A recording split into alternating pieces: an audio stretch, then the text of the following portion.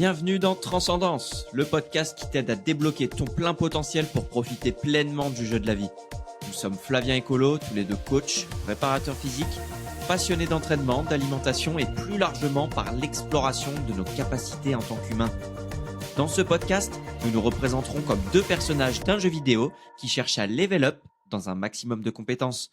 Belle écoute! Bienvenue dans ce nouvel épisode. Aujourd'hui, épisode bien caféiné, bien spicy, parce qu'on va parler de café justement. Comment ça va aujourd'hui? Ça va bien, regarde, je suis au café justement. J'ai ramené quelques petits artefacts pour préparer le podcast. Alors là, on a du grain de Papouasie-Nouvelle-Guinée, là on a du grain d'Éthiopie. J'ai ma petite cafetière à l'italienne qui est encore pleine de café juste ici pour ceux qui ont la vidéo. Et puis ma petite tasse spéciale dans laquelle je bois mon café tous les matins, c'est une petite tasse en terre cuite du Japon. Voilà, donc c'est mon petit moment à moi, personnellement, mon café. Je suis C'est toujours bon, ça. je suis toujours excité quand j'en bois un, donc je suis très content d'aborder ce sujet avec toi aujourd'hui. Bah la même. Le moment café, c'est vraiment un moment où t'es. Enfin moi j'aime tant le café parce que je l'associe à un moment où t'es posé, t'es là, t'es tranquille, c'est un peu en suspension du temps dans ta journée. Après ça dépend voilà de comment tu le bois et tout, si tu le bois en speed ou quoi, mais en général moi je le bois tout le temps tranquille, je fais rien d'autre et du coup c'est toujours un bon moment. Du coup aujourd'hui on va parler un petit peu, on va faire quand même le parallèle avec l'entraînement, le sport, avec on va parler des effets de la caféine, comment on peut les utiliser, si nous on les a déjà utilisés dans des épreuves sportives ou pas, ce qu'on recommande, si on recommande pas au contraire.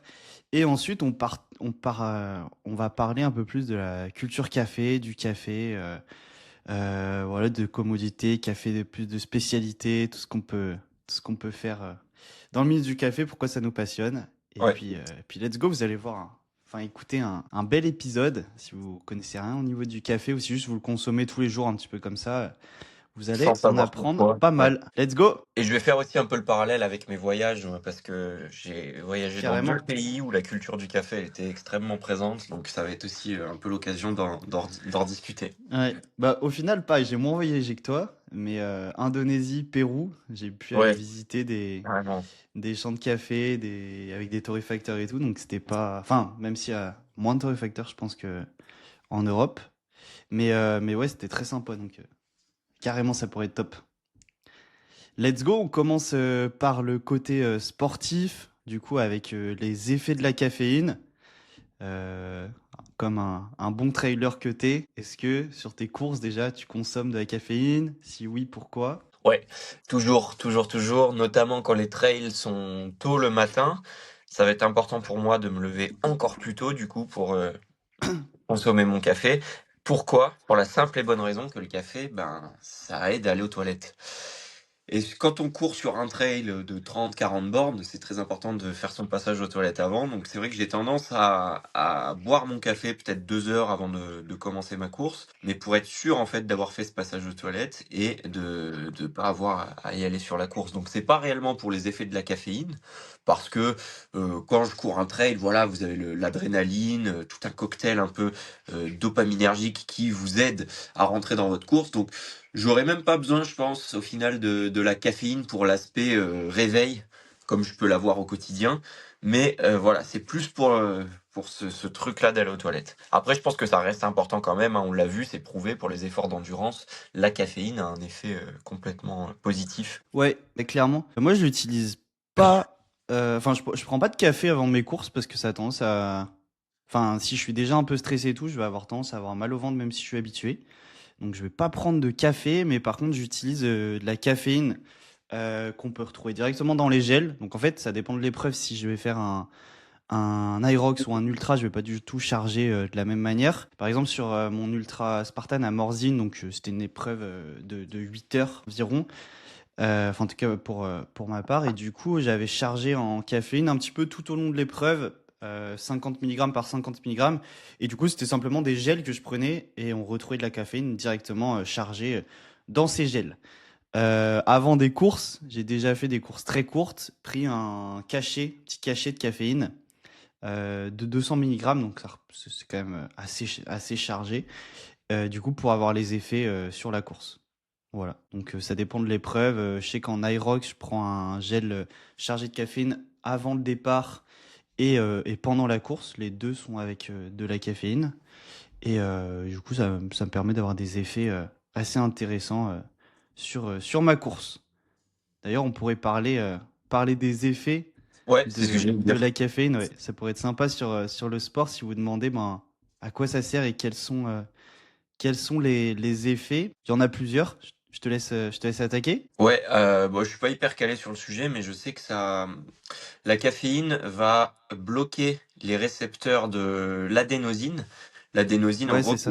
qui est une hormone, hein, sécrétée par le corps, C'est un neurotransmetteur. un neurotransmetteur. Voilà, donc sécrété par le corps, qui permet d'inhiber le système nerveux, donc c'est-à-dire plutôt de le calmer en réalité, et donc créer cet effet un peu de fatigue, de calme, de retour au calme. Et en fait, bah voilà, vu que la caféine a une forme particulière qui va pouvoir rentrer dans ce récepteur de l'adénosine, et du coup, elle va venir inhiber la production d'adénosine. Enfin, pas directement, mais vu qu'elle bloque un récepteur, l'adénosine ne peut pas se fixer. Et donc, il y a moins cet effet de l'adénosine qui est de retourner au calme, et plutôt, du coup, l'effet de la caféine qui va être justement d'accélérer un peu le rythme cardiaque, euh, le système nerveux, d'inhiber la production de cortisol aussi. Enfin, Ouais. voilà. De manière générale, sur les compétitions sportives, la caféine, c'est hyper utilisé.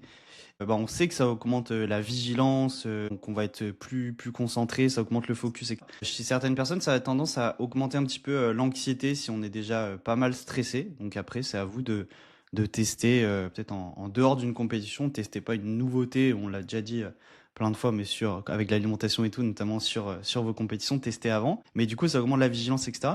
Et c'est aussi montré, je l'avais vu dans la newsletter du coup de Rémi Rivet, qui avait fait une belle revue, enfin un beau mail récap sur les effets de la caféine. Et lui, il parlait que ça permet aussi d'épargner un petit peu tout ce qui est stock de glycogène et de privilégier l'utilisation plutôt des lipides dans Mhm. l'effort. Mhm. Donc très intéressant du coup sur les efforts d'ultra parce que justement, enfin les efforts assez longs de manière générale parce qu'on cherche à préserver nos stocks. On va faire très simple de sucre et d'utiliser plutôt nos lipides qui sont Ouais.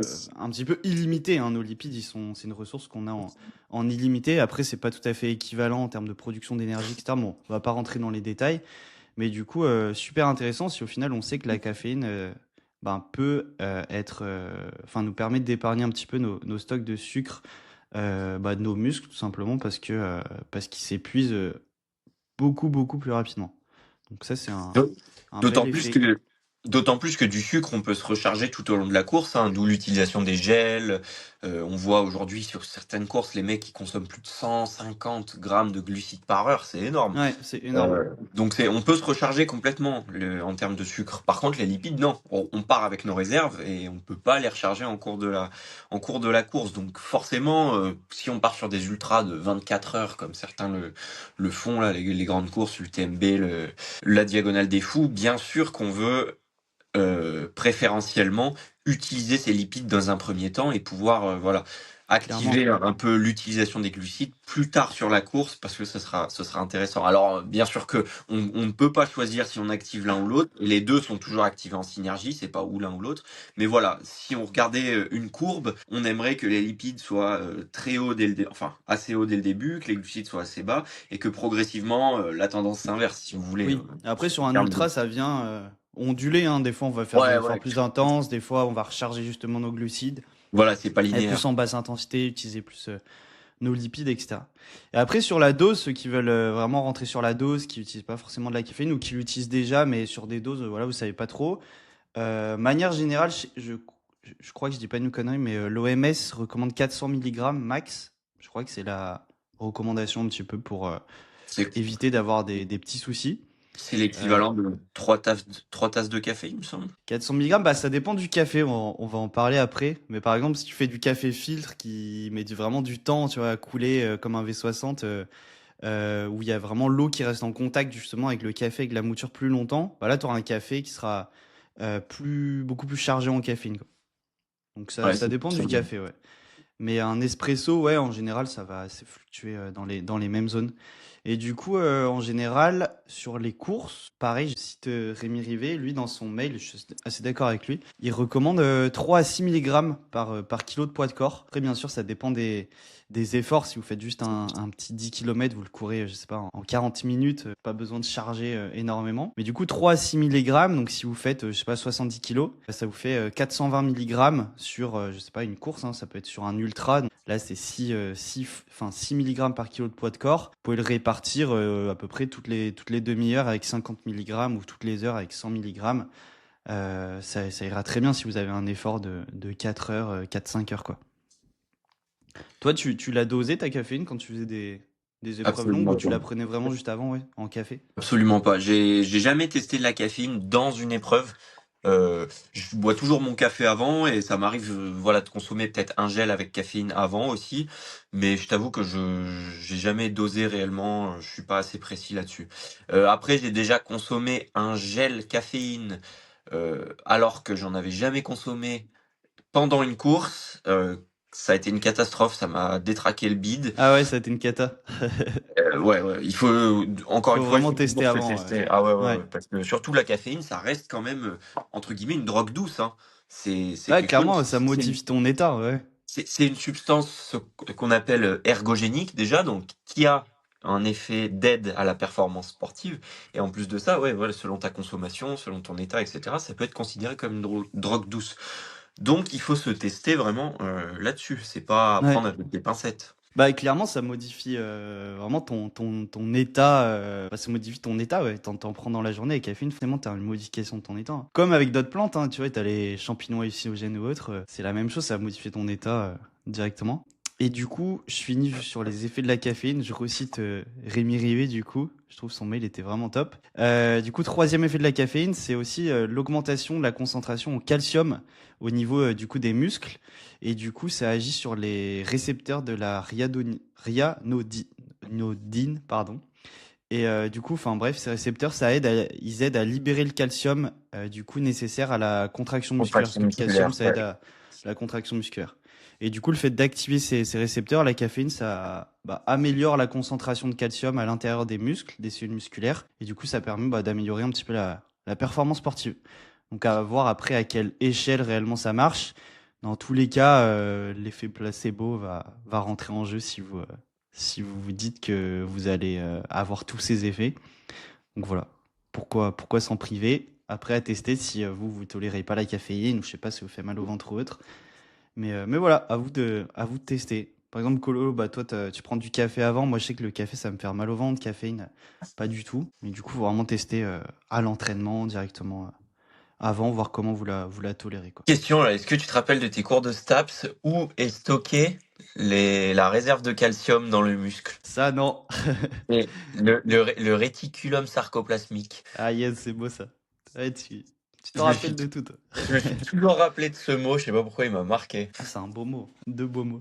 Juste pour refaire le parallèle, quand j'avais lu le livre justement de David Nicolas, qui a aussi un podcast Limitless Project, on parlait de l'adénosine du coup, qui est le neurotransmetteur, enfin qui joue un rôle sur le sommeil, la vigilance, etc. Et du coup, l'adénosine, en fait, elle s'accumule dans notre cerveau pendant toute la journée. Et du coup, bah, plus on en a à la fin, plus on a à la fin de la journée une sensation un petit peu de fatigue, et ça favorise le sommeil. Et si je dis pas bêtises, j'ai pas le livre sous mes yeux, mais en gros, de ce que j'avais compris, c'est qu'en gros, le matin, on a encore de l'adénosine à évacuer. On met quelques heures à évacuer cette adénosine pour rentrer en fait dans un état pleinement d'éveil. Et en fait, le problème de consommer de la caféine dès le réveil trop tôt, c'est qu'en fait, ça va se fixer sur nos récepteurs, là où il y a l'adénosine, mais il y a déjà l'adénosine qui est présente. Du coup, ça va se fixer par-dessus.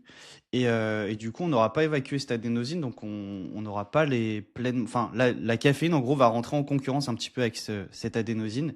Et du coup, on va rester un petit peu dans un état de fatigue et pas bénéficier clairement des effets de la caféine.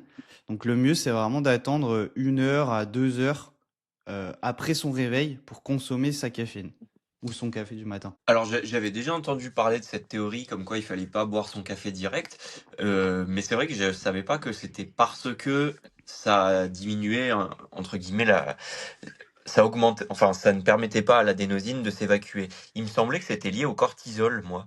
Est-ce que à la production de Je sais cortisol que qui c'est est aussi lié à la cortisol, ouais. Il y a aussi ouais, quelque chose avec la cortisol, ouais. parce que du coup, le matin, on produit du coup cette hormone, le Ouais. cortisol, qui permet, entre guillemets, de mettre le corps en éveil. Qu'est-ce qu'il fait le cortisol déjà? Il agit sur les glandes surrénales normalement pour libérer la production de sucre dans le sang aussi. Donc sur l'insuline, il a Oui, oui, un oui, ça impact. augmente l'insuline, ouais. Enfin, la Et glycémie. la glycémie, oui. Et du coup, en buvant un café, trop tôt le matin, la caféine aussi aurait un effet inhibiteur sur le cortisol, il me semble. Est-ce que Ouais. je me trompe pas, hein, c'est ça? Non, je sais que ça rentre, je sais pas exactement le phénomène, mais je sais que ça rentre en conflit avec le cortisol et aussi l'adénosine. Et du coup, c'est pour ça qu'il fallait ouais, attendre. Dans l'idéal, si vraiment on attend 2 heures, normalement on est tranquille. Mais même 1 heure en général, ça peut suffire chez certaines personnes d'attendre, quoi. Pas Parce que prendre c'est son vrai que café direct. j'ai été confronté, moi, notamment avec des clients qui me disaient: «Putain, mais je suis mort le matin, j'ai beau boire du café, je suis mort le matin». En fait, si votre premier réflexe, dès que vous vous levez, après être allé aux toilettes, c'est de boire un café, ben, vous voyez que c'est pas forcément la bonne action à faire, hein, puisque entre, le blocage de l'adénosine et l'inhibition du cortisol, ben, au final, votre corps, votre organisme va pas fonctionner, concrètement de la manière dont il devrait et c'est peut-être ça qui peut vous créer des crashs de fatigue un peu plus tard, dans la matinée, Ouais, quoi. ça, ce Ça sera peut pas du être tout une des rentable au raisons. final. Vous serez quand même fatigué, ouais. Voilà. Petit parallèle là-dessus. Même si on n'est pas expert de tout ça, mais si vous voulez plus de détails, après, bah, vous allez sur PubMed directement. Bon, est-ce que tu avais d'autres choses à rajouter sur les effets de la caféine à l'entraînement et tout? Je pense qu'on a pas mal fait le tour quand même. Ouais, bah, pas directement, mais c'est vrai que la caféine, comme je l'ai dit, c'est une drogue douce, donc ça peut être très très positif selon la consommation que vous en avez, ou à l'inverse, ça peut être clairement quelque chose qui vous détruit, hein, à petit feu. Parce qu'une consommation trop élevée, ça a des effets délétères sur l'organisme, comme n'importe quelle drogue, et comme n'importe quoi d'ailleurs, hein. Euh, comme le sucre, comme bref, plein de choses. Mais si vous en avez une consommation raisonnée, eh ben, le café, c'est aussi une super source d'antioxydants. On le sait pas ça, mais c'est la source numéro un d'antioxydants, de l'humain à l'heure actuelle. Enfin de l'humain, de la consommation, générale de la population générale. En antioxydants, ben, c'est le café qui revient en premier. Plus que, quelqu'un qui mange 5 fruits et légumes par jour, par exemple. Donc c'est hyper intéressant de le savoir ça. Par contre, voilà, il faut savoir aussi sélectionner, heu, rigoureusement son café et en avoir une consommation raisonnée. C'est-à-dire ne pas boire, par exemple, du café, en capsule qui serait aussi plein de microplastiques, plein d'aluminium, donc qui au final et c'est tous les effets positifs avec les antioxydants sur votre corps et cetera, ben, ils sont un petit peu contrecarrés par cet apport en substances nocives. Voilà, c'est important de savoir tout ça. Yes. Et j'ai une dernière chose qui me vient, tant qu'on est sur les effets du café. Le café, vous l'avez peut-être remarqué, c'est diurétique. Donc ça va activer un petit peu ça va clairement activer votre fonction rénale et du coup ça va faciliter bah, l'élimination de l'eau. Du coup, pensez bien à vous hydrater à côté. Et en plus, petit tips, si vraiment vous buvez du bon café, boire de l'eau, ça va permettre au niveau de vos papilles gustatives de les humidifier. Du coup, vous allez mieux sentir les arômes, etc. si vous faites des dégustations de café. Donc voilà, hydratez-vous avant votre café. Et des fois, dans les cafés de spécialité, les super coffee shops, vous avez en général un verre d'eau avec votre café. Le verre d'eau, il est à boire avant. Dans la culture du café, on boit son verre d'eau avant et après son café, justement, pour avoir bah, les papilles gustatives pas déshydratées, quoi. Donc voilà, petit tips si vous êtes amateur de très bon café. Et petite culture générale, je sais pas si c'est enfin, c'est une légende, on dit, mais du coup, la découverte du café, est-ce que tu sais, toi, d'ailleurs, comment ça s'est fait? Christophe Colomb? Non, c'est pas lui. Enfin, c'est la légende de Caldis, ça s'appelle dans le café. C'est un berger, du coup, qui avait des chèvres. Et de ce que je me rappelle, peut-être je vais déformer un petit peu des points, mais de ce que je sais, c'est un mec qui passait à chaque fois à côté de plants, du coup, de café, à côté du caféier. C'était en Éthiopie. Et du coup, un jour, ces chèvres se sont retrouvées à manger les grains. Et il les a retrouvés vachement avec pas mal d'énergie derrière, etc. Du coup, il s'est dit, tiens, faudrait tester ce plan, etc. Et après, c'était utilisé. Enfin, je sais qu'il l'avait jeté au feu. Je sais plus pourquoi, parce qu'il l'associait justement à la boisson du diable, etc. Je sais pas si c'est parce que c'était rouge ou. Enfin, je sais plus du tout pourquoi ça. Et ils ont tout jeté au feu. Du coup, il y a eu le phénomène de cuisson, de torréfaction. Ils ont vachement aimé l'odeur et du coup, ça a commencé à être consommé comme ça. Voilà. Légende ou pas, on sait pas, mais en tout cas, ça s'appelle la légende de Caldi. D'accord, la légende de Caldi, ok. Oui, parce que c'est vrai que de base, là, je sais pas si vous le savez d'ailleurs, mais le café, c'est une cerise de base. Ouais, Donc ça ressemble à une cerise, quoi. ouais, c'est un fruit qui est sucré, hein, qui est très sucré. Ah, t'as déjà goûté? Ouais, ouais, ouais. Ok, c'est Ouais, tu sucré, peux. d'accord. Ok. Ouais, ouais, c'est vachement sucré, ouais. Ouais. C'est vraiment la cuisson. Il y a différents degrés de cuisson, qu'on appelle de torréfaction, qui vont vraiment amener ces notes de grillé. Si vraiment c'est cuit assez longtemps, quoi. Et est-ce qu'on cuit directement la cerise ou est-ce qu'on cuit l'intérieur de la cerise? Non, ça va être l'intérieur. Ouais, Mais après, bah, je vais rentrer dans les détails si tu veux sur le café parce qu'en gros, t'as différents process de comment il est séché, etc., etc.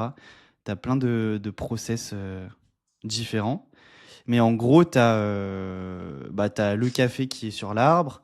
L'arbre, il entre en floraison. Après, t'as les baies. Tu prends ce café au début. Enfin, ce café, tu vas le faire sécher. Là, t'as différents process. Donc, ça peut toujours être les mêmes process, quoi. C'est écrit des fois sur les paquets de bons cafés directement le process. Et en gros, après, tu as le café, ben, juste la cerise qui va être verte. Le café, après, il est torréfié, donc il va avoir cette couleur ben, plutôt marron comme on connaît, après plus ou moins clair en fonction de justement à quel niveau il est cuit, le degré de torréfaction. Et après, on le consomme direct en café. Donc, tu ok. as tous ces procédés directement. Tu as la production, le traitement du coup qui est fait par les coopératives, transformateurs et tout dans les pays.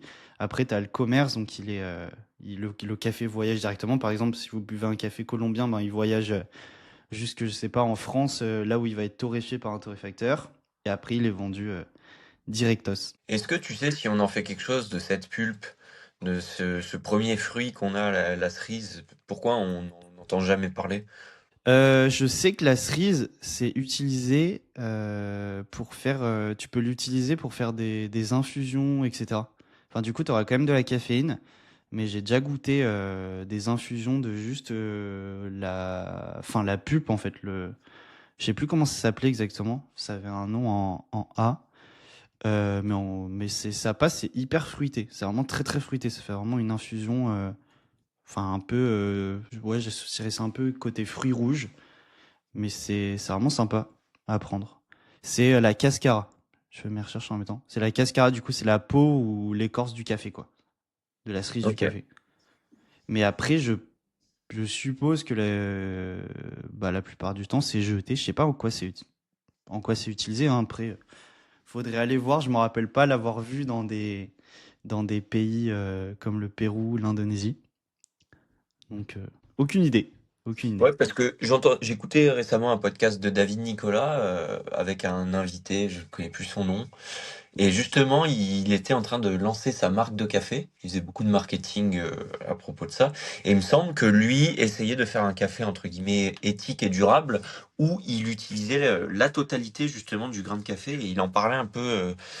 Euh, il faisait plutôt quelque chose de comestible à manger plutôt qu'un café à boire. Et c'est pour cela qu'il utilisait tout le café. Donc je pense que la pulpe, dans ce cadre-là, bah, ça se prêtait bien au fait que ce soit mangeable, quoi. Ok.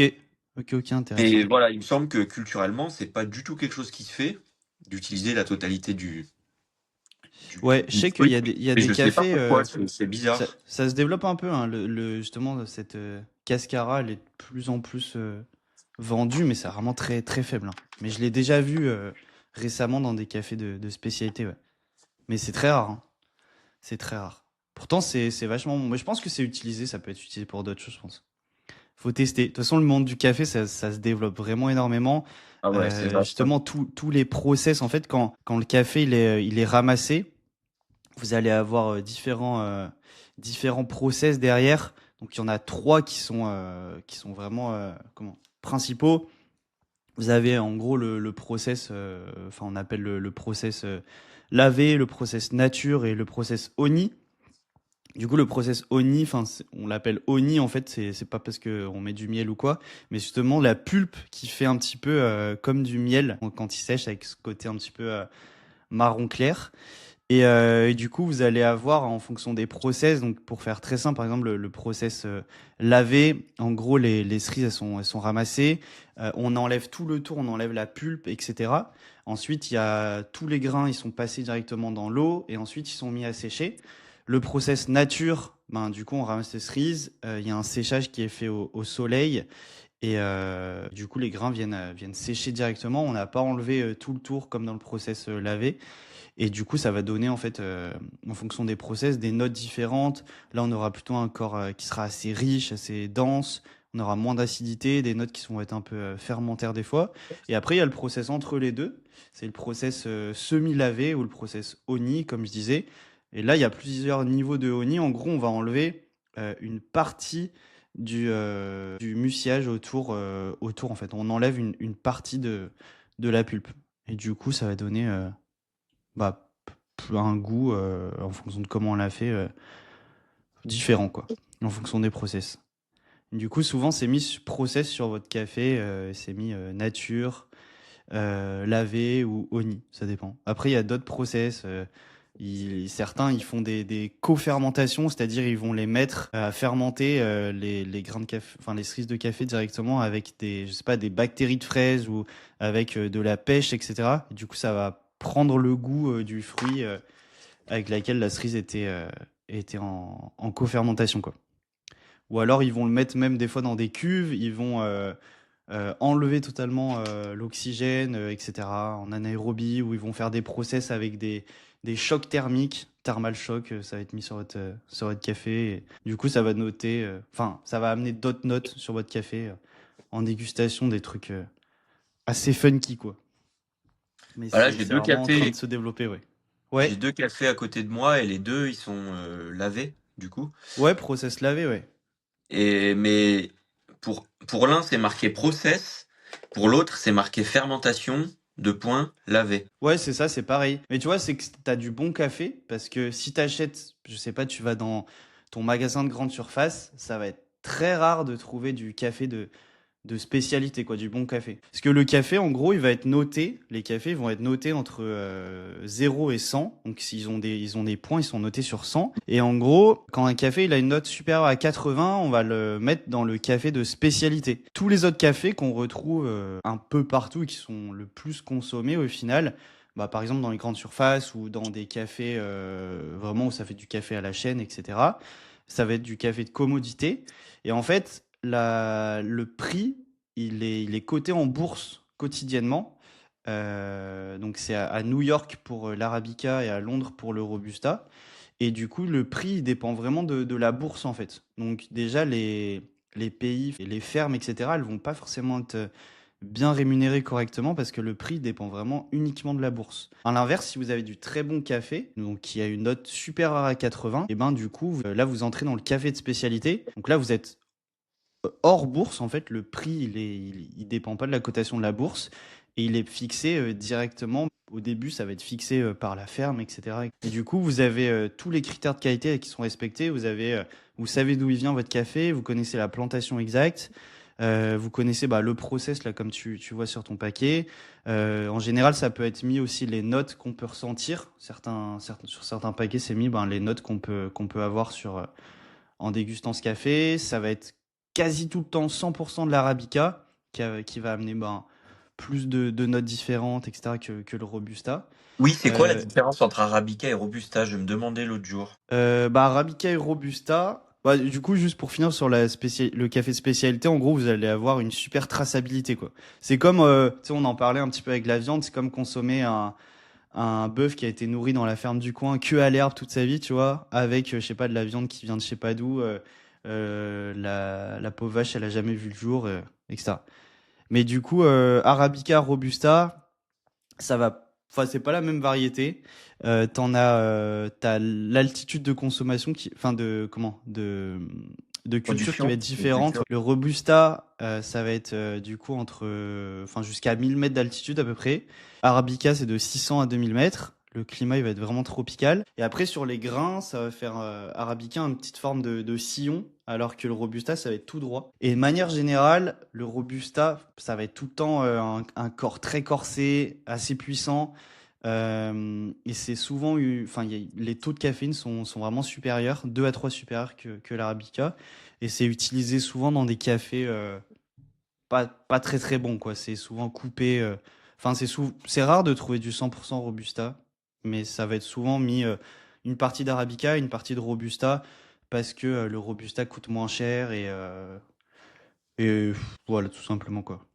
Peut-être mis plutôt dans les dosettes ou ce genre de Ouais, café, le en Robusta. général, si vous avez du Robusta, ça va pas être du grand café. Après, il y a des exceptions, mais tout le café de spécialité, il est fait avec de l'Arabica.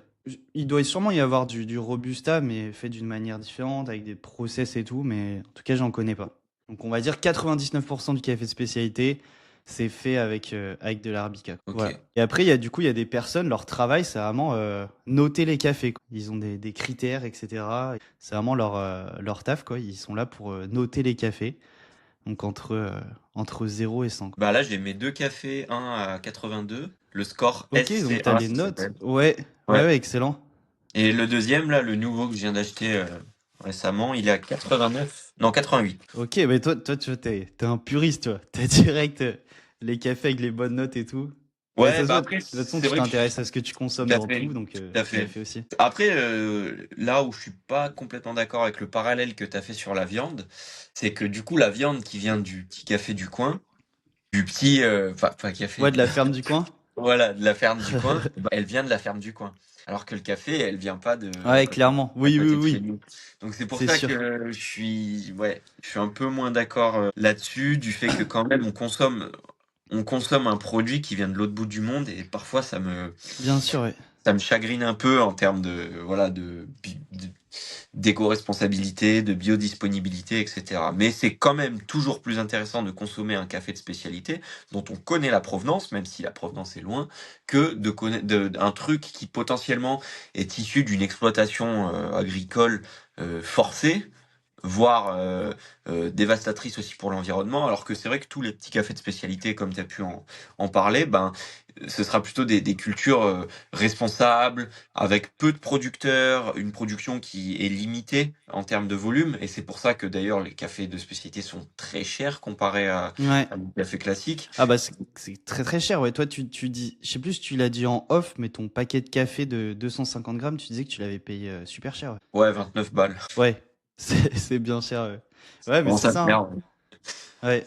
Mais voilà, c'est aussi une manière d'être, comment dire, conscient de ce qu'on consomme. Un Oui. café à 29 balles et les 250 grammes, je vais pas en boire 6 tasses par jour. Bah clairement, puis tu vas pas le boire pareil, quoi. Je vais pas le boire pareil, je vais le savourer. Aujourd'hui, le problème du café, c'est la consommation qu'on en a. Les gens en boivent Mm. comme si c'était de l'eau sans comprendre. Pour eux, boire un café, c'est se réveiller, se mettre un coup de fouet. Alors que non, il y a une consommation qui peut être complètement différente, une consommation consciente, où on essaie, ben voilà, comme un grand vin, de déceler un peu les arômes du café.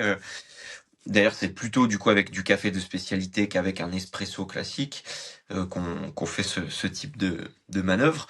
Mais une consommation consciente, voilà, essayer de prendre un moment pour soi, pour boire son café, donc potentiellement d'être pleinement dans l'instant, plutôt que d'être toujours ah faut que je fasse ci, faut que je fasse ça, boire un café vite avant d'aller au boulot pour me réveiller. Non, vous voyez, c'est vraiment deux consommations différentes. Ouais, ça me fait penser, pour avoir été pas mal en Italie, la culture italienne du café, et vraiment, c'est le matin, du coup, moi j'allais prendre des fois mon petit déj dans des petits bars, des petits cafés, quoi.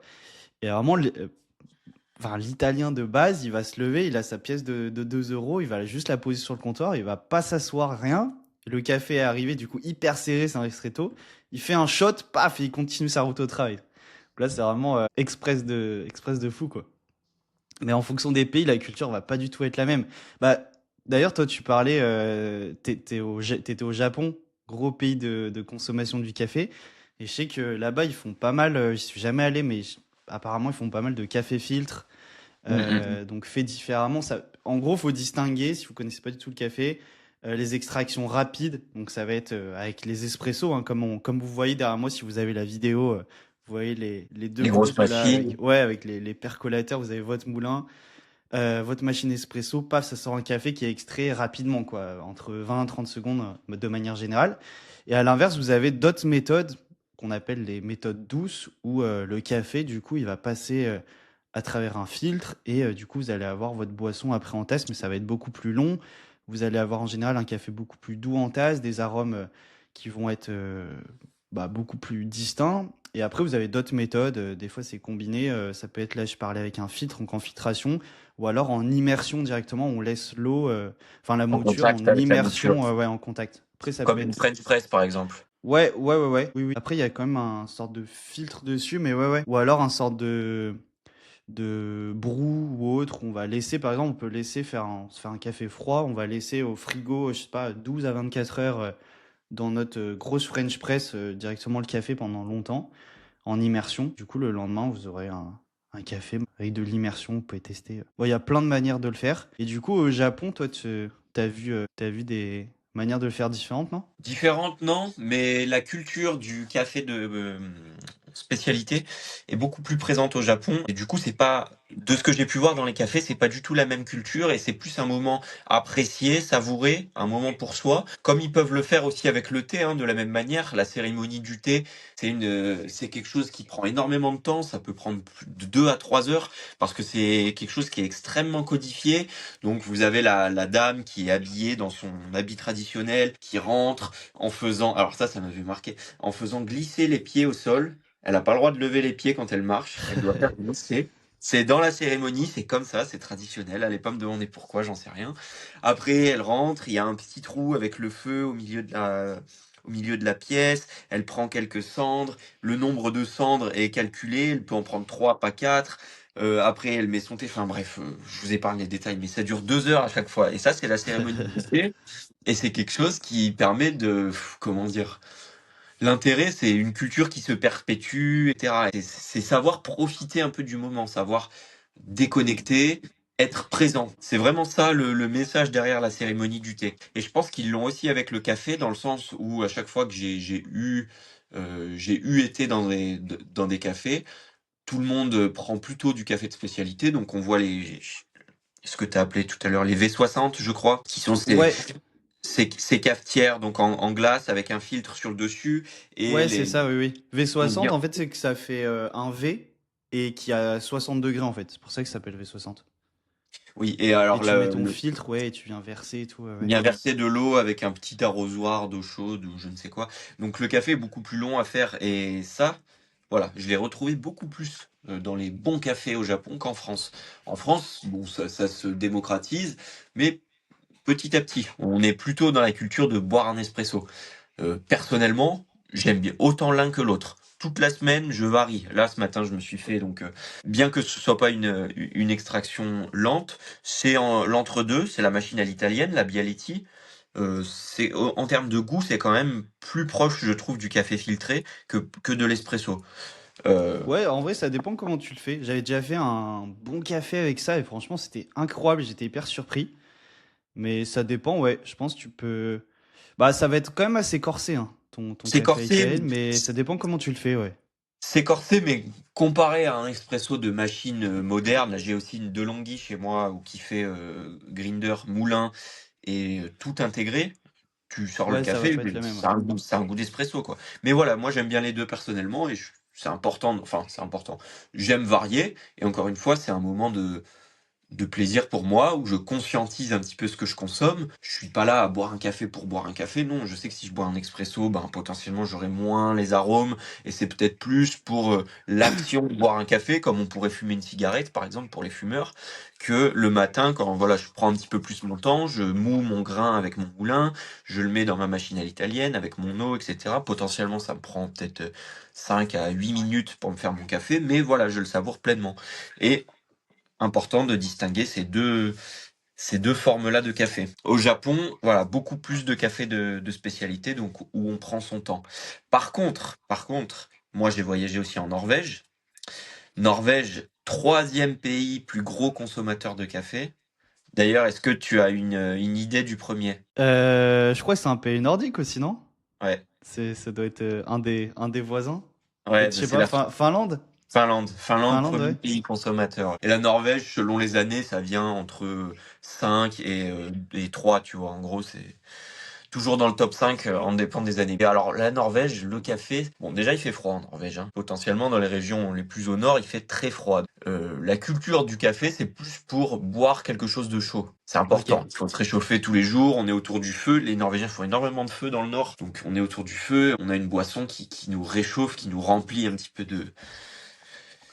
comment dire, De chaleur, quoi. de convivialité, de chaleur, ouais, Ouais. c'est ça, hein. Et c'est plus en fait ce truc-là que réellement boire un café pour le goût, hein.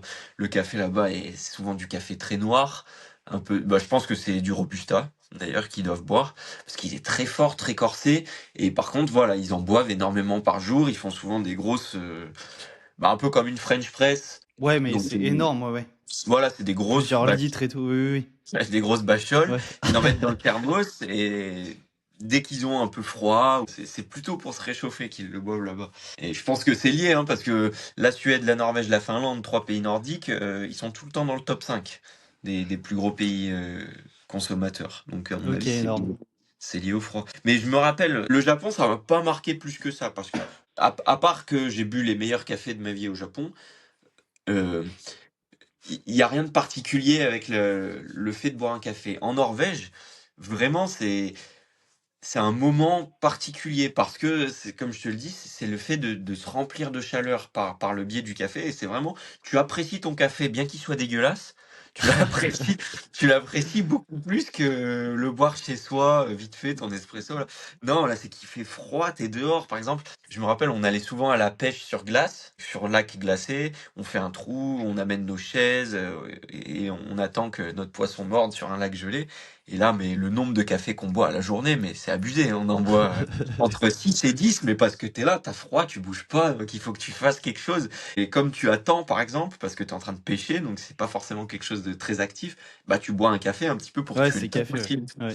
Et en fait, c'est ça, c'est la consommation, elle est vraiment particulière là-bas. C'est complètement différent de ce Ouais, qu'on peut c'est marrant voir parce ailleurs. que, en général, quand tu bois des cafés, enfin, quand tu prends ton temps etc., en général, tu vas prendre des bons cafés filtres, etc., avec C'est ça. vraiment du super café de spécialité, tu vas prendre ton temps et tout. Mais là, c'est marrant ce que tu dis, ouais. Et juste oublier un petit point aussi sur la récolte du café de spécialité. Il faut savoir que c'est récolté uniquement à la main. Vraiment, chaque cerise, c'est récolté à la main, alors que vraiment les cafés de commodité, c'est vraiment des grosses machines qui passent, que le grain il soit pourri, pas bon ou pas mûr, ça va le ramasser quand même quoi. Du coup, ça va être ça aussi la grosse différence. C'est pour ça que bah aussi le prix va changer hein, là-dessus. Si la personne a passé vraiment son temps à ramasser chaque grain à la main, ça va pas être la même. Mais après en tasse, vraiment ça change complètement. Et du coup, tu disais, ouais, les cafés, là où le café pousse, ça va être en gros vraiment, enfin, c'est central, quoi, autour de l'équateur. C'est entre le tropique du Cancer et le tropique du Capricorne, quoi. On appelle ça la Bean Belt. Et du coup, là, t'as full café, ben, qui va pousser, quoi. C'est pour ça qu'il y a, bah, pas mal hein, des pays d'Amérique du Sud, hein, Brésil, Pérou, Colombie, qui font des cafés de fou. Mexique, Costa Rica, etc. Et après en Afrique, il y a vraiment L'Afrique, full l'Inde. café aussi. Ouais. L'Afrique, bah Éthiopie, je pense, le plus connu peut-être. Toi, tu Le, disais que t'en avais un d'Éthiopie justement. ouais, j'ai un Éthiopien et un Papouasie-Nouvelle-Guinée. Ok, ouais. Et après, t'as bah, l'Inde, t'en as Le aussi Vietnam. en Indonésie, ouais, Vietnam et tout, ouais. Ouais, Vietnam, très gros producteur, et je crois que c'est plutôt du Robusta d'ailleurs. ouais, Vietnam, c'est que du Robusta, il me semble. Justement par rapport à l'altitude, ouais. Mais quand j'étais bah, justement en Indonésie, je sais qu'ils font les deux là-bas avec l'altitude qu'ils arrivent à avoir. Arabica et Robusta, ça dépend. T'en as, ils font que Arabica, d'autres que Robusta. Ça dépend. Je sais qu'en Éthiopie, je crois que c'est que Arabica là-bas. Parce que ça va être assez haut en altitude. Mais voilà. Et le plus gros producteur de café, c'est le Brésil, large devant. Et Vietnam, d'ailleurs, c'est deuxième. Deuxième. Ouais, mais je crois que c'est que Robusta, ouais. Donc il y a quand même du Robusta en circulation. Mais du coup, Brésil de tête, on le retrouve. Enfin, sur vraiment des très bons cafés. En tout cas, moi, j'en consomme pas trop, tu vois, en café de spécialité. Je Ouais, pense c'est que vrai c'est que plus le café qu'on retrouve dans les grandes surfaces, etc., de manière générale. le grain que j'achète, c'est souvent de l'Éthiopie. Je dirais en termes de pourcentage, le plus gros pourcentage. Donc je pense que ça doit être vraiment Ouais, Éthiopie, plus ouais. complexe, le café qu'on retrouve là-bas, en termes de goût, de saveur, etc. Euh, En tout cas, faites un peu le test par vous-même, hein. C'est comme le vin. Vraiment, le café, c'est la dégustation du café, c'est exactement comparable à la dégustation du vin. Il faut prendre son temps, il faut essayer de, je sais pas, se faire plusieurs petites tasses de café. Déjà, pas le boire bouillant. Ça, moi, je l'ai remarqué dès qu'il sort de la machine. Si tu le bois direct, ben, t'as pas du tout les saveurs. Alors que si tu attends qu'il refroidisse un peu, ne pas le boire tiède, mais le boire chaud, quoi, pas le boire brûlant. Ouais, Et ben, après, tu peux même en boire froid, des fois, des cafés, tu vas avoir les notes qui vont changer et tout, ouais. Après, faut sur des aimer le bons café cafés. froid, hein. Oui, ça Moi, dépend j'aime des pas cafés en trop. soi. Mais ouais, quand la température change, ça change le goût du café, ouais. Et après, il faut tester en soi. Il y a plein de manières chez soi de faire le café. Tu peux faire machine espresso, manuel, tu vois, il te faut un moulin à côté, t'as ta machine. Ou alors, ça peut être à l'italienne comme tu as fait ce matin. En V60, en vrai, ça peut se faire aussi. Franchement, c'est beaucoup moins cher qu'une machine. En plus, tout le matos, il vous faut V60, la petite bouilloire avec le bec en colle de cygne, là, Ouais. et des filtres. Et franchement, un petit moulin du café. Ça peut être un petit moulin manuel. Et franchement, ça passe. Ou alors une French press. Il y a plein de manières différentes de le faire. Mais on en a parlé vaguement au début. Je pense que c'est important d'avoir votre process de café où vous Mhm. où vous moudre, comment on dit? Où Ouais, vous, moudre. Vous faites la mouture. voilà, où vous faites la mouture vous-même et le mettre dans votre machine plutôt qu'une machine à dosette type Ouais, bah là, c'est Nespresso pas du tout la même, ouais. Ouais. ou les dosettes Tu en sais même papier pas ce qu'il là, y a type dedans et tout, Senseo. oui. Parce que le problème, c'est que c'est plein de perturbateurs endocriniens, de microplastiques. Ça, on n'en parle pas assez, mais c'est pas bon pour vous, hein. Franchement, là, avec un process comme je le fais moi, ben, il y a rien. C'est de l'acier, c'est de l'inox. C'est comme les poêles, si vous voulez, les poêles anti-adhésives et les poêles en inox. Une poêle en inox, vous aurez jamais de problème parce que c'est une matière naturelle. Une poêle anti-adhésive, voilà, pareil, plein de perturbateurs endocriniens. Comme les tupperwares qu'on met au micro-ondes, privilégier du verre plutôt que du plastique. Encore une fois, perturbateur endocrinien. C'est la même chose pour tout. Et votre manière de consommer le café, vu le nombre de cafés que vous consommez par jour pour certains, ben On vous voit.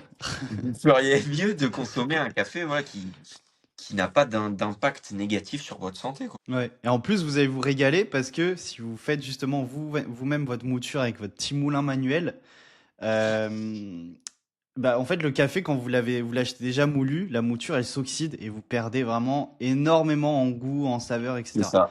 Si vous faites vous votre mouture, ça va être incroyable. Déjà, l'odeur, les saveurs que vous allez avoir en tasse. Et en plus, en fonction de comment vous réglez la mouture, c'est-à-dire que si vous la faites plus ou moins fine, plus ou moins grossière, vous allez avoir un résultat en tasse qui est complètement différent. Ça, on va pas rentrer dans les détails, mais vous pouvez le tester différemment en tasse. Vous allez voir que c'est pas la même, quoi. Mais c'est pour ça un grand nombre de personnes en fait consomment du café juste pour consommer du café. C'est que vous êtes entre guillemets habitué à du café dégueulasse, sans goût, sans variété dans les notes, dans les arômes, etc. Et donc vous le buvez sans comprendre, sans conscience. Mais ça vient aussi du café que vous buvez. Alors que le fait, voilà, de conscientiser le process, de moudre son grain, sentir un peu les arômes, d'avoir la proprioception, vous faites quelque chose, vous utilisez vos bras pour un peu, entre guillemets, construire votre café, et ben ça rend le produit fini, donc la boisson, beaucoup plus Oui. appréciable, beaucoup plus délicate en bouche, et vous ressentez mieux, vous sentez les odeurs, je sais pas, Et même s'il est pas bon et que vous l'avez fait, vous allez le trouver meilleur de toute façon. c'est ça. C'est comme les C'est sûr. gâteaux, hein, mais s'il est pas bon, vous êtes biaisé, vous dites: «Ah bah si, il est pas si mal que ça». Ouais, ouais. Et d'ailleurs, enfin, je trouve que c'est pas hyper bien répandu le café là-dessus de spécialité et tout. Tu fais un restaurant gastronomique, par exemple, à la fin, souvent, ils vont te proposer, enfin, de manière générale, un café vraiment pas ouf, quoi. Ils vont pas te proposer, tu vois, ils ont pas poussé le truc jusqu'au café, tu vois. Alors que t'as mangé des plats de fou, une explosion de saveurs, ça partait dans tous les sens et tout. Tu Je sais finis qu'ils sur une note de café, tu vois, dégueulasse, des fois. Je trouve je ça sais dommage. qu'ils le font dans certains grands restos, mais des 3 étoiles, par exemple. Je suis, par exemple, le Noma. C'est un restaurant qui avait été élu meilleur restaurant du monde en 2024, qui est à Copenhague. Là, ils font vraiment, ils sont ultra, ultra conscients de tout ce qu'ils font. De Ils ont tout, une ouais. carte, ouais, ils ont une carte d'été, ils ont une carte des cafés. C'est vraiment hyper intéressant, je trouve. Comme ils ont Ok. une carte des vins d'ailleurs. Et ils proposent aussi des associations, tu sais, les accords mets-vins. Donc un vin en Oui, oui, lien oui. avec le plat. Alors ils le proposent aussi sans le vin, mais avec une boisson. Et la Ok, trop boisson, bien. ça peut être, par exemple, un kombucha, ça peut être une infusion, ça peut être un café, un thé, une bière. Et vraiment, c'est hyper intéressant de voir que finalement, n'importe quel plat, n'importe quel goût peut être associé avec un autre goût sous forme de boisson, mais pas forcément de l'alcool. C'est que ça peut être vraiment différentes choses. Et c'est ultra intéressant de voir aussi la complexité de notre palais, je trouve. On a un super outil dont, pour certains qui ont des palais de Doberman, n'utilisent pas en fait. C'est Ouais, ça dommage. se développe, hein, ça se développe. Mais c'est pas facile, justement, là, j'avais fait ma formation de barista, là, sur Paris. Ouais, j'ai vraiment du mal à sentir, tu vois, tu me donnes des espressos différents, etc. Après, en espresso, c'est pas facile. Mais à sentir les notes, etc., reconnaître les différentes notes qu'il y a, etc. Mais c'est vraiment quelque chose qui s'entraîne, qui se développe. Bah, à l'inverse, sur des cafés filtres, par exemple en V60, c'est beaucoup plus facile de reconnaître les différentes notes aromatiques parce que ça va être beaucoup plus nuancé en fonction des cafés. C'est beaucoup plus doux, c'est beaucoup plus facile, quoi. Mais ça s'entraîne, ouais. Ça se développe. Tu veux en parler brièvement de ta formation? Ouais, bah du coup, formation barista sur Paris. Franchement, c'était incroyable. Du coup, c'était directement dans un café qui a une école, donc ça s'appelle le Café Lomi. Et franchement, c'était super, super formateur, super organisme. On était un petit groupe de 5 et ça s'est passé sur 4 jours. Tu as des examens le dernier jour. Et franchement, c'était vraiment sympa, hein. Bah, après, grossièrement, ouais, on a fait un peu enfin, de la théorie, de la pratique, beaucoup de pratique. T'as tout ce qui était bah, découverte du café, les process, etc., dégustation, torréfaction, toutes les techniques de base pour faire un espresso. Tout ce qui est saveur, arôme. Après, tu as tout ce qui est boisson lactée. Du coup, bah voilà, mousse et lait, etc. Si vous aimez, je sais pas, les cappuccinos et tout. Tout ce qui est latte art, donc le fait de dessiner avec votre lait qui est moussé dans votre espresso, dans votre café. Et on est passé aussi par tout ce qui était méthode douce, donc comme on disait en V60, etc., etc., Aéropress et compagnie. Et ouais, voilà, enfin, on a fait plein de choses. Dur à résumer comme ça, 4 jours en un coup, mais franchement, c'était top. Je recommande. Et de base, c'est même pas pour forcément taffer dedans, mais c'est juste parce que enfin, je suis passionné du café. Donc je me suis dit, bah go, pourquoi pas pousser le truc sur une formation barista. Et après, il faut savoir qu'il y a plusieurs niveaux pareil. Du coup, tu disais, hein, c'est le SCA, le SCA qui a été écrit sur ton café. Ouais, Au niveau de la note. Et en gros, le SCA, ça veut dire Specialty Coffee Association. Et du d'accord. coup, tu as différents niveaux. Ça va être reconnu partout dans le monde. Donc là, en gros, j'ai passé le niveau 1. Tu as un niveau 2, un niveau 3 après en barista. Mais tu as aussi différents niveaux. Enfin, tu peux passer leur formation en torréfacteur. Donc, tu vas être reconnu en tant que torréfacteur, quoi, ceux qui font la cuisson du café. Tu peux passer des diplômes aussi chez eux pour tout ce qui est analyse sensorielle, enfin du café, tout ce qui est goût, etc. Tu peux passer d'autres diplômes en fait dessus. Voilà. En gros, là, j'ai fait le niveau 1, barista. Tu peux faire après niveau 2, niveau 3. Ah, Voilà. intéressant. Ouais. Ouais, franchement, trop bien. Trop, trop cool. D'ailleurs, je rebondis vite fait sur un truc, j'en ai parlé au début, mais le café, du coup, qui est une super source d'antioxydants, la torréfaction détruit un petit peu les antioxydants qui sont présents dans le café, forcément. Ça va être brûlé à des très hautes températures. Donc, on élimine un petit peu du niveau d'antioxydants qu'il y a dans ce café. Après, vu la consommation qu'on en a, c'est pour ça que ça reste quand même une des sources principales chez l'homme à l'heure actuelle. C'est que vu que notre consommation de café est très élevée par rapport à certains, ce qu'ils peuvent manger en termes de leur alimentation, qui va être du coup très pauvre en antioxydants, le café reste une très bonne source, bien que la torréfaction ait détruit un petit peu de cette proportion. Ouais. Après, sur des cafés qui vont pas être bons, de manière générale, ils vont pousser la torréfaction sur des niveaux vachement élevés. Donc, on aura un grain qui sera vachement foncé, etc.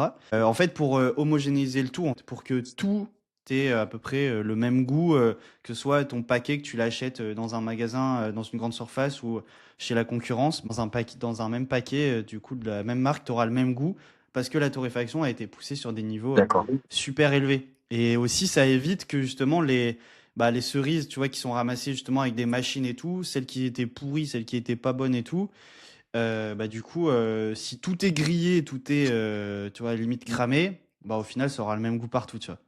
D'accord. Du coup, faut savoir, voilà, la torréf, elle est vraiment poussée.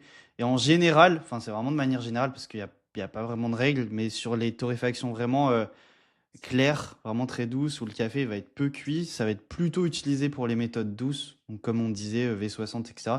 Mais là-dessus, il n'y a pas de règle. On peut très bien l'utiliser sur des espressos. Moi, j'aime bien l'utiliser d'ailleurs sur des espressos, des torréfactions claires. C'est cool, quoi.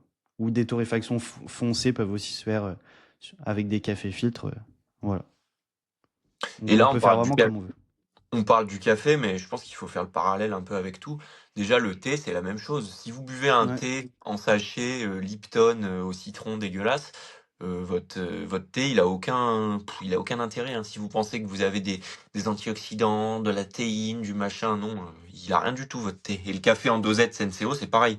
Alors que si vous consommez un thé en vrac, comme un café en grains, bah là déjà vous tirez des trucs intéressants en termes d'aromatiques et en termes d'effets de bénéfices sur la santé. Et c'est un peu le parallèle qu'il faut faire avec tout. On en a déjà parlé, pardon, Oui, dans les oui. podcasts précédents. Consommer en conscience. En fait, c'est ça le message, c'est consommer en conscience. Et, petit mot de la fin, tu préfères quoi, toi, un espresso ou un café filtre? Moi, café filtre, si je devais trancher. Ok. Voilà. Toi, t'es plutôt espresso ou les deux? Kiff kiff. J'aurais dit expresso avant, mais là, de plus en plus, café filtre. Je me rends compte que quand j'achète des grains avec ma Bialetti, là, et que je me fais différents cafés chaque jour, je me dis, putain, mais celui-là, il est tellement différent de celui que j'avais hier. Oh, celui-là, il a plus des notes de ça, de fruits de la passion, de vanille. Et j'adore, en fait, faire marcher mon palais, quoi. Me dire, putain, mais il y a tellement de complexité dans ce qu'on mange pour un même produit, c'est ouf. Ouais, bah après, ça varie, hein. Ça varie, mais ça dépend des moments et tout. Mais si je devais choisir, moi, plutôt café filtre. Et t'aimes bien les cafés avec du lait, tout ça? Ouais, oui, oui, oui. En vrai, j'aime bien. Bah, c'est bon, hein. C'est bon. Mais après, c'est plus trop du. Enfin, tu peux pas trop deviner les notes du café et tout. Moi, ce que j'aime bien, c'est vraiment deviner les notes Genre, du café, des différents process avec le voilà. même café et tout. Genre en hiver, sur une terrasse, je boirais Mais bien un après, petit c'est trop bien, ouais, ouais. cappuccino. Un bon cappuccino, là, tu te régales. Bah, Mais ouais, ouais, c'est chaleureux, c'est là, t'es tranquille. Tu passes un moment en famille, à ouais, c'est côté une de la consommation cheminée, tu vois, différente. petit Ouais. cappuccino, ça dépend. Mais j'en consomme pas trop sinon. Voilà, Alright. fin de session, Clap de fin. let's go. Dites-nous d'autres sujets qui peuvent vous intéresser. Vous voyez, là, on a parlé du café, mais si vous voulez qu'on parle de la pluie et du beau temps, on peut le faire. Dites-nous ce qui vous intéresse. N'hésitez pas à poser plein de questions comme d'habitude. On n'a pas fait de petite actu sportive cette fois-là, mais bon, on est déjà à 1 heure de podcast. Ça ira très bien Oui, pour oui, cette oui. fois. On se retrouve très bientôt. De toute façon, on fait une course ensemble, je crois. Yes, bah, à Vichy. Non? Le 10 km de Plaza, non? Yes, yes, je savais pas que t'étais inscrit au final. Ici, je suis dessus, ouais. Bon, on en Parfait. parlera en off. Bah, justement, j'hésite. Je sais pas encore, parce que là, je me remets de blessure, progressivement. Et il y a le même week-end, le Festival du Café à Paris, Ah où ouais. j'étais chaud d'y aller. Après, ça fait un peu de route. C'est pas la même. Plaza, Paris. Plaza, on est à côté. Donc faut voir. Mais dans tous les cas, Intéressant. il y a d'autres personnes qu'on connaît qui font Plaza. Ok. Allez, ben laissez un petit commentaire, un petit pouce en l'air sur YouTube, petit 5 étoiles si vous avez bien aimé sur les autres plateformes. Et Et on partagez vous dit ça à la avec un gros prochaine. buveur de café de votre entourage. Ciao! Tchuss!